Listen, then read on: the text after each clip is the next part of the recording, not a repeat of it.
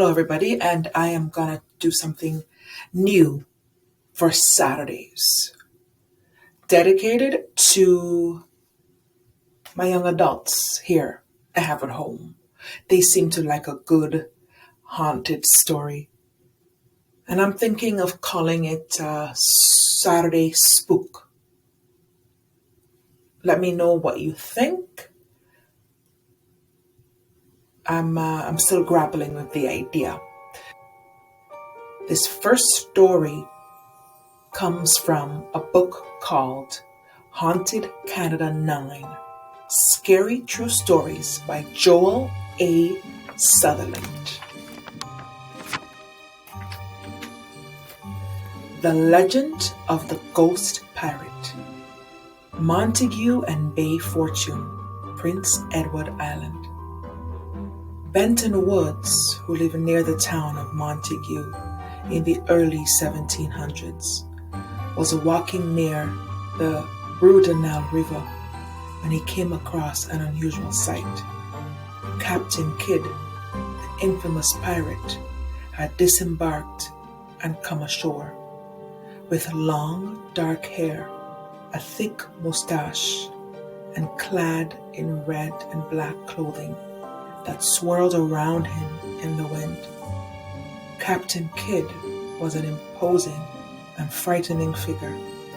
The pistol, swords, and daggers strapped to his body increased the dread Benton felt. He hid behind the largest tree he could find and tried his best not to make a sound.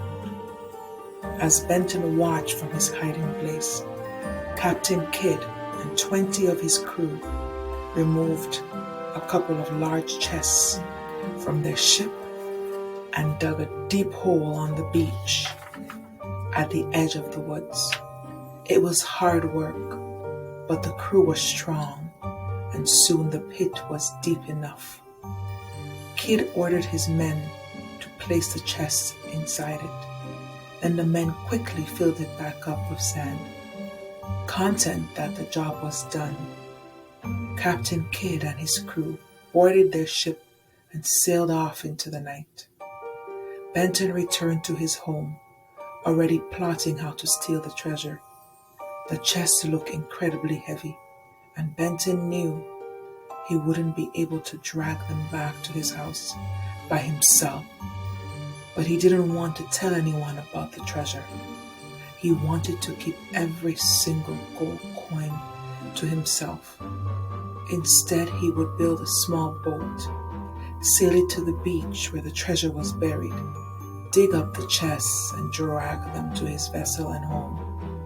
He set to work nearly immediately, working alone in secrecy. It was a task that took Benton a considerable amount of time to complete. During the time news from England crossed the Atlantic Ocean, Captain Kidd had been captured, found guilty of 1 count of murder and 5 counts of piracy, and hanged in London on May 23rd, 1701. Finally, Benton's boat was ready. He made his way back to the beach under the cover of darkness. He was careful not to be observed. Gripping his shovel, Benton leaped from his boat and strode quickly to the spot where the treasure had been buried. But as Benton approached, he was startled and upset to find that someone else was already digging up the treasure. Benton assumed it was one of his neighbors who had stumbled upon the secret burial location and was in the act of robbing Benton of his loot.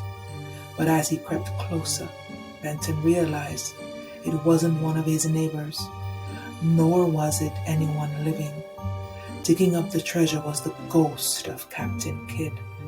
The ghost pirate spotted Benton and eyed him up and down with a look of utter contempt.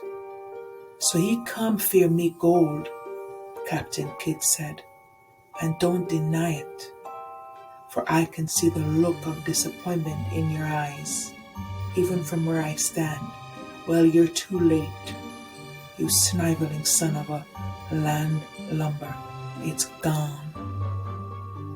Benton stood petrified, mouth wide open, silently staring at the apparition before him. The treasure was not as valuable as his life. He had already lost the one and was perilously close to losing the other. Fortunately for Benton, Captain Kidd turned his attention back to the empty pit and quickly filled it in. Once that was done, he muttered a terrible pirate oath, threw his shovel to the sand, and disappeared before Benton's eyes.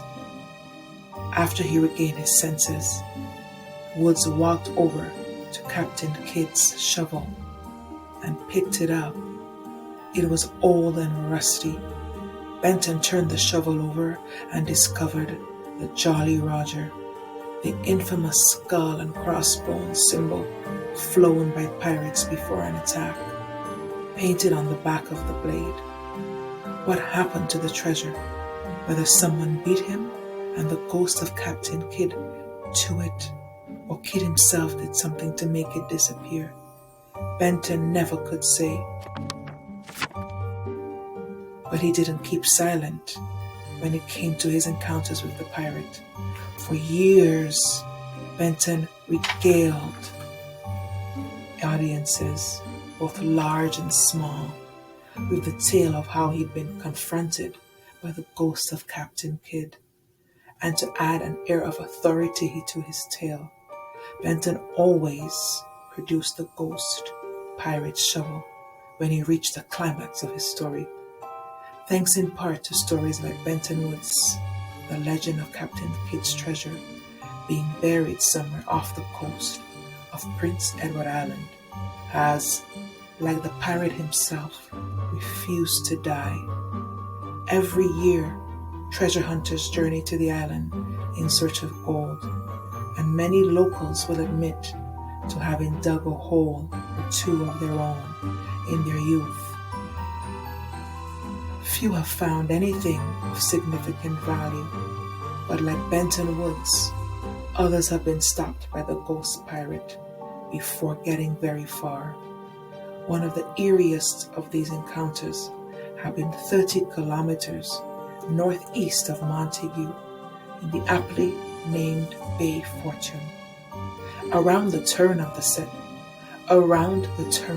20th century, Abby Melesh Bim Burke, a Bay Fortune local, met two young men who had traveled to Prince Edward Island from Boston. The men asked Bim if he knew the area well. When Bim said that he did, they revealed their plan to dig for Captain Kidd's treasure. They offered to pay Bim to serve as their guide.